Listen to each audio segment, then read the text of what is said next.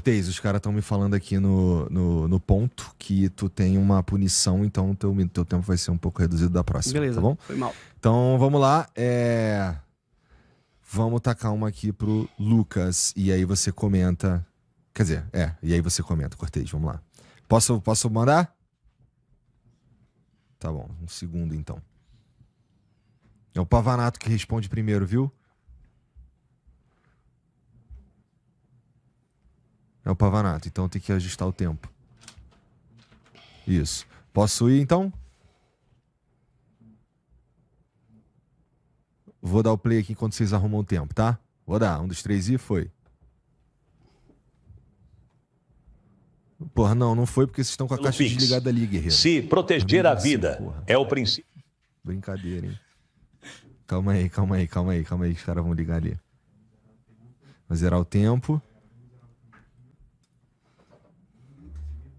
Pode dar ali? Vai. Que o Arma Ajuda o Povo mandou uma mensagem pelo Pix. Se proteger a vida é o princípio máximo da direita, como justifica sua política de armas facilitar feminicídios, 74,4% com arma de fogo, matando as próprias famílias que diz proteger? Bom, aí tu tem 3 minutos, Pavanato. Bom, mais uma falácia, né? Se você olhar, o governo Bolsonaro facilitou o acesso às armas e você teve uma redução dos feminicídios. Olha só, caramba, o Bolsonaro reduziu mesmo facilitando o acesso às armas. Agora, a gente tem que levar em conta uma questão que é os direitos fundamentais. Exatamente por defendermos a vida, eu acho que um cidadão tem que ter o direito, um cidadão de bem, que passou pelo teste psicológico, que fez todos os procedimentos de preparo para portar uma arma de fogo, ele tem que ter o direito de ter uma arma para proteger a sua vida e proteger a vida da sua família. Até porque o Brasil é um país que, infelizmente, a criminalidade é muito forte, a polícia não dá conta de resolver tudo, precisava aumentar o efetivo, inclusive, e é sempre você tapando um buraco para vazar no outro. É uma situação muito difícil. Então as armas são necessárias. Elas são necessárias para garantir a nossa vida. Garantir a nossa vida da violência. Significa que tem que dar arma para qualquer um? Não. Você tem que ter procedimentos. Esses procedimentos têm que ser seguidos, mas o cidadão de bem tem que ter o direito. Porque o crime organizado, ele vai ter acesso à arma. Independente se a lei proíbe. Quem entrega a arma, quem entrega a arma legal é o cidadão de bem. Quando você cria campanha de conscientização para entregar as armas, etc., o criminoso não vai entregar. E outra, você pega um dado, tantos por cento dos homicídios aconteceram com armas de fogo. Quantos por cento dessas armas de fogo eram legais? Tem que pegar esse dado também. Então, assim, é interessante que quando você faz política pública, não é na base da emoção. Você tem que ver o dado. O dado não necessariamente porque você aumentou a quantidade de armas de fogo, você vai aumentar o número de feminicídios. Se você tiver punição, se você for pra cima dos criminosos, isso vai ser sanado. Agora, significa também que se eu aumentar a arma de fogo vai reduzir? Não. Não é isso que vai definir, é todo um conjunto de coisas. As armas, elas são importantes não é para reduzir homicídio, etc. Não, as armas são importantes para que o cidadão de bem tenha uma chance. Porque quando o cidadão de bem, quando a presa está armada, o predador passa fome. Então eu penso dessa forma, eu acho que eu devo ter o direito, eu não acho que o Estado que está armado, que se arma, os políticos que andam com escolta armada, por aí, inclusive políticos do PSOL, da esquerda, andam com escolta armada, tem o direito de negar ao cidadão de bem, ao trabalhador, ao empresário, que muitas vezes é visado por ter uma boa condição financeira, o direito de ter a sua arma de fogo. Por que não? Porque somente a elite pode ter arma de fogo e o cidadão comum não. Um empresário que queira, um microempreendedor, um empresário que queira investir o dinheiro em um revólver, por que ele não pode ter, mas o político tem? Os políticos da esquerda andam sempre armados. Quem faz a escolta de políticos de esquerda não anda com cacetete, não. Eles são contra o armamento somente quando é para armar o cidadão tranquilo, o cidadão comum. Agora, quando é para garantir a própria vida deles, eles apelam para as armas. E eu penso assim, acredito que nós, cidadãos, temos o direito de ter as armas para defender a nossa vida dos criminosos, inclusive para defender a nossa vida de estados totalitários, que eles podem sempre estar à espreita, né?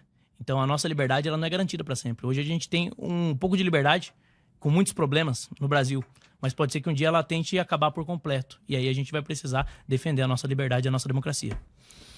Boa. Então, aí agora você tem 2 minutos aí para falar, Cortez.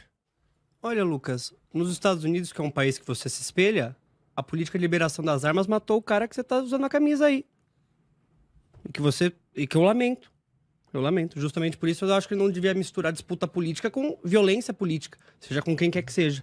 Agora, o próprio Charlie Kirk, que você admira, que dá até nome de ruim, embora eu não conheça o que ele tenha feito de bom pelo estado de São Paulo, pelo Brasil, lamento a sua morte como a de qualquer pessoa, né, que é morta por conta da violência política. Agora, ele próprio dizia que o preço a se pagar pelo direito às armas eram algumas mortes. Agora foi a morte dele. Então fica contraditório. Você gosta de posar em foto com arma, você apoia um presidente que falava que desejava fuzilar o Fernando Henrique Cardoso, desejava a morte da Dilma, de câncer ou de infarto, falava que ia fuzilar a petralhada do Acre e tudo mais.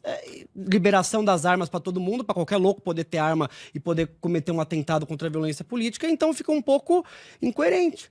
Sinceramente, eu acho que a gente tem que restringir o acesso à arma justamente para não dinamitar ainda mais, intensificar ainda mais a violência que a gente tem, a violência política. Imagina se tivesse todo mundo armado. Então você tem que ser coerente com a camisa que você está utilizando aí. Porque, inclusive, o cara que matou o Charlie Kirk era de extrema-direita, defensor das armas. E o matou porque achava que ele era radical de menos, que o Trump era radical de menos. Então, lamento isso. Agora, é a política que vocês defendem, é a política que vocês justificam, é o que vocês dizem que é o preço que se pode pagar, e depois, quando essa violência política é direcionada contra vocês, vocês reclamam. Agora, o que realmente pode combater o feminicídio aqui no estado de São Paulo é investir nisso, mas lamentavelmente no ano passado o Tarcísio, ele congelou, represou 96% da verba de combate à violência contra a mulher, que era de só 26 milhões, que é muito pouco, nós lutamos na Assembleia Legislativa para aumentar, e sequer os 26 milhões ele investiu menos de 1 milhão, investiu 900 mil reais. Então, lastimável, vocês defendem arma e vocês querem esvaziar e deixar de investir no combate à violência contra a mulher, é a receita do caos. Então agora a gente tem uma pergunta que o primeiro a responder será o Cortez, tá bom? Não tem réplica daí nesse? Não tem réplica nesse. Vocês permitem é que ele falou umas mentiras, eu posso no meu Bom, tempo usar? Galera do Nexo ali, então, por favor, isso aqui é uma parada que a gente não estava prevendo, mas vocês conversem, vamos para essa pergunta aqui, daí a gente vai decidir aqui se a gente te dá um tempinho para tu responder beleza, essa daí. mentiu. Tá bom? Você mentiu o debate inteiro. Você mentiu. Então vamos lá, vamos tocar aqui a pergunta, o Cortez é o primeiro a responder. Vamos lá. André Pavan mandou uma mensagem pelo Pix. Como parlamentares millennials, como vocês avaliam o interesse e participação da nossa geração na política? Vai. Eu acho muito bacana ter a oportunidade de responder sobre isso, porque eu fui um jovem que sempre me interessei por política e comecei a me envolver mais através do movimento estudantil. Geralmente, Igor, quando a gente pensa na política, a gente pensa nessa política institucional, eleitoral, que é o fato de você estar afiliado num partido, você se lançar candidato e eventualmente você ser eleito. Eu, como a maioria das pessoas, imaginava isso e gostava também, porque eu gostava de assistir. Era um interesse esquisito, porque a maioria dos jovens não tem interesse em ver horário eleitoral, propaganda. Eu gostava. Mas, como eu te disse, a partir do ensino médio eu descobri que a política ela é muito mais ampla. A política está sendo feita aqui quando você tem um podcast que abre a possibilidade para a gente fazer discussões sobre os mais variados temas. Isso é política. A política ela está no bairro das pessoas, a política ela está no movimento estudantil. Sempre que as pessoas veem uma questão com a qual elas gostariam de mudar, que elas se inconformam com isso, elas têm o poder de se mobilizar para isso. Pode ser pelas vias institucionais, se candidatando, se elegendo, que é muito importante, sobretudo a gente ter mais jovens ocupando esse espaço para trazer temas de interesse e conectados com os millennials para dentro da política, que geralmente é um espaço tão distante, tão arcaico. Eu sempre penso, quando eu saio da Assembleia Legislativa, eu estou discutindo com pessoas com a cabeça muito ultrapassada pelos mais variados motivos, até alguns jovens como o Pavanato, mas que eu acho que tem uma cabeça ultrapassada, e daí quando você visita uma escola, quando você está num espaço de diálogo com a juventude, você vê que a próxima geração está muito mais avançada em relação a isso. Então eu acho que é muito importante que a gente consiga tornar a política mais interessante para o nosso jovem, mas para isso ele tem que ter protagonismo, ele tem que ser respeitado. Quando você se propõe a entrar na política, sendo jovem, ou sendo LGBT, como é o meu caso, ou sendo mulher, ou sendo uma pessoa negra, você enfrenta uma série de barreiras. No meu caso, por ser jovem LGBT, eu sofro muita homofobia, e até hoje sofro. Então, quando a pessoa quer discordar de mim, ela não discorda dos meus argumentos. Ela tenta me taxar de um trejeito disso ou daquilo outro. Isso cria todo um afastamento, porque torna a política um espaço de violência que a gente deveria combater e repudiar. Agora, a política tem que ter a cara do jovem. O que a gente viu essa semana é uma vergonha. Um péssimo exemplo que a maior parte dos deputados bolsonaristas, que eles ficam fazendo TikTok, o Nicolas Ferreira, por exemplo, que tem muito acesso com a juventude, votar pela impunidade dos seus colegas. Isso realmente passa um péssimo exemplo para a juventude e passa um péssimo exemplo para a sociedade inteira. Então eu acredito muito na importância da gente ocupar esse espaço. Não só, toda forma de você participar da política, eu acho que é legítima, ela é importante. Quem não tem interesse em se candidatar, se filiar num partido, mas quer construir a luta no seu bairro, quer criar um coletivo, fazer um podcast, montar um grêmio estudantil, debater pelas suas pautas, tudo isso é muito importante. Agora, a participação na política institucional, ela também é importante, porque só quando nós tivermos, eu tenho certeza que se a gente tivesse mais estudantes de escola pública, jovens, ocupando a Assembleia Legislativa, os deputados da extrema-direita não tinham votado para tirar 11 bilhões de reais da educação. Então, acho que a política ela só muda quando a gente ocupa esse espaço e a gente está lá para levar as nossas pautas. Vai lá, Pavanato. Tô sendo informado aqui pela produção que não consideram que tu deveria ter o tempo para responder, mas você pode usar, na verdade, a próxima parte, que já é a consideração final, tu pode falar aí se você considera que ele mentiu.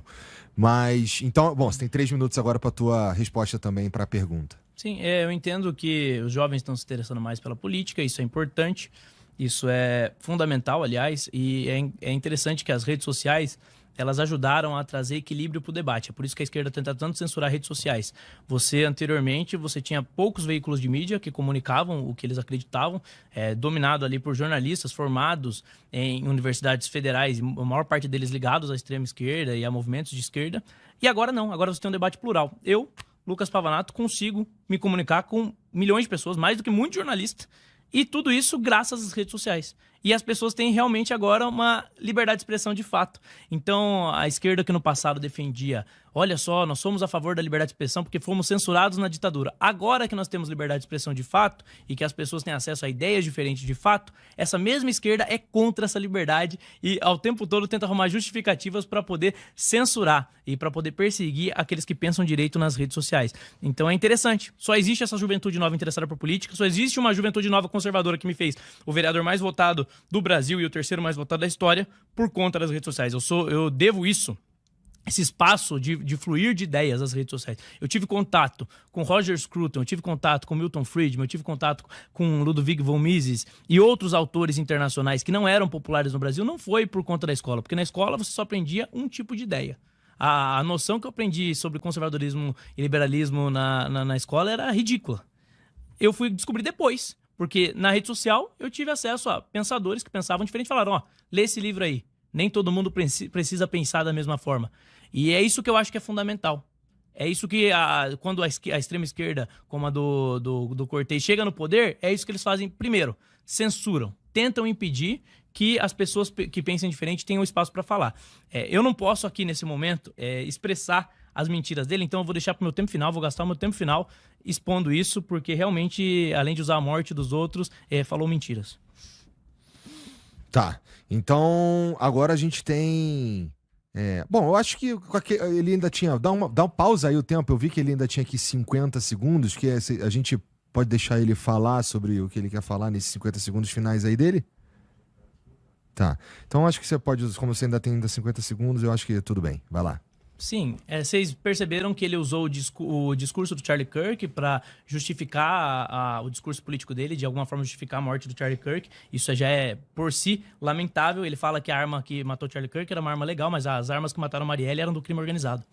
Então, assim, é interessante que você tem uma dupla medida. Não é a questão da arma. O que causou a morte do Charlie Kirk não são as armas serem livres. São pessoas que são motivadas por um discurso de ódio que muitas vezes o Guilherme propaga, rotulando pessoas que pensam diferente como extremistas e etc.